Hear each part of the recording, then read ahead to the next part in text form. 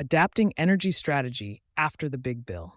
A surge in energy demand from electrification, AI, and data centers is colliding with shifting tax credit rules and stricter supply chain oversight. In an E+E Leader webinar with Verse, industry leaders outlined what corporate buyers must do now to adapt strategies under this new reality. Tax credit timelines. Narrow, the One Big Beautiful Bill Act has reset timelines for wind and solar projects. To qualify for full credits, projects must begin construction by July 4, 2026, and be placed in service by December 31st, 2027. This stricter guidance creates urgency for corporates to sign agreements within the next 3 to 9 months, said Shehzad Wadalawala, VP of Strategy at Verse. Technologies like storage, geothermal, and nuclear benefit from longer horizons, but wind and solar face intensified competition. Procurement leaders risk higher costs or missing out entirely if they delay. Supply chain and compliance pressures. New foreign entity of concern rules add complexity, limiting which developers and equipment suppliers can qualify for incentives. Most of today's corporate procurement still leans heavily on solar PV, and a large portion of that supply chain ties back to countries facing restrictions, noted Sam Cotterall, Director of Client Enablement at Verse. Ensuring counterparties meet compliance standards is now critical. Demand growth outpaces supply. For 2 decades, electricity demand in developed markets remained flat. That trend has ended.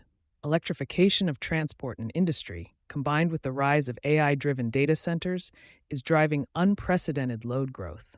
To meet demand, utilities are extending the life of aging coal and gas plants, slowing the natural decarbonization of the grid. Corporates need to plan for a diverse generation mix, not just renewables, said Cotterell. Risk and cost strategies must reflect that reality. Storage emerges as a key solution. While uncertainty clouds wind and solar, storage remains on a growth trajectory. ERCOT leads in utility-scale storage deployment, and more corporates are considering how storage can complement their portfolios. Storage was once niche, but it's becoming central to conversations about reliability and tax credit value, Wadalawala emphasized. Strategies for buyers. The webinar outlined 3 approaches. Established programs are accelerating procurement to capture remaining credits.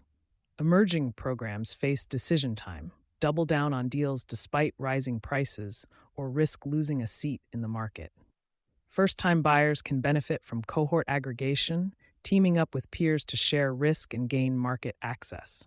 Across all categories, late-stage projects with secured interconnection and proven developers were identified as the safest path. The role of transparency and governance. Speakers also stressed the importance of transparency in revising targets as conditions evolve. Investors punish opacity more than missed goals, Cotterell said. Aligning sustainability pledges with finance and audit teams ensures credibility, even if interim metrics shift.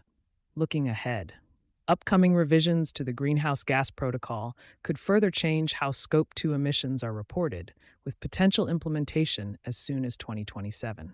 Companies setting 2030 net zero targets must anticipate these changes now.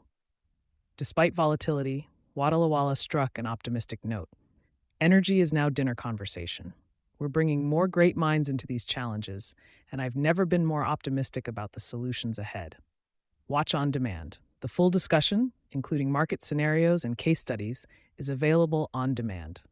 Access the webinar replay here. You've been listening to Sustainability Soundbites presented by E+E Leader. For partnership opportunities, reach out to a member of our team.